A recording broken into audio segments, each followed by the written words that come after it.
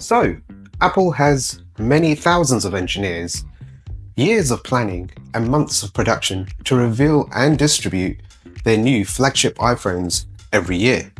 In this video, I'm going to reveal to you why you may not necessarily need to spend thousands of dollars every year to purchase the new iPhone. In fact, this video doesn't even necessarily apply to the iPhone 13 in 2025. It can also apply to the iPhone 14, maybe even the 15, with some minor changes. Now, you can still purchase the iPhone 13 for just under $200. You can get it from retail stores or even online, as I've seen many new and used iPhones being sold. However, Apple has ceased to sell on their online stores and perhaps even in their stores. Firstly, the 13 is a vastly significant upgrade over the iPhone 12. However, it is almost identical to the iPhone 14. In fact, it hasn't changed at all, or at least it wouldn't be so much of a significant change to the casual user. Now, considering that the iPhone 14 is being sold on the market for just under $600, that really does make the iPhone 13 value for money. So, the iPhone 13 is almost identical to the iPhone 14 in every single way. But even on the inside, there aren't many changes either. The iPhone 14 has the same chipset to the iPhone 13, which is the A15 Bionic chipset. The only difference is that it has an extra GPU core with an extra 2 gigabit of RAM. That's literally it. So you may as well just call the iPhone 14 the iPhone 13 Pro Max Plus. With the A15 chipset, you can still get great use out of your apps, such as social media, gaming, for at least the next few years. And with the available storage options of 128, 256, 512 gigabytes, these are enough storage options for you to meet your needs. The iPhone 13 is a really good looking phone, from front to back. With the diagonally based camera, it fits in well with the latest iPhones. The glossy glass and aluminium frame makes the phone still look modern, sleek, and premium. The phone that I have is the Starlight model, which is basically the fancy name for the white theme. But it does look really nice and comfortable to look at, and it feels good in your hand. The design, as I mentioned before, is identical to the iPhone 14 in almost every single way.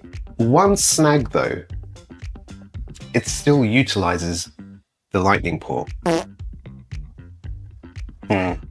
However, wireless charging and fast charging is included in the 13, along with IP68 water and dust resistant features. On the front of the phone, you are met with OLED display with thin bezels and a smaller design notch, which differs from the iPhone 12 from the year before, which allows for more display.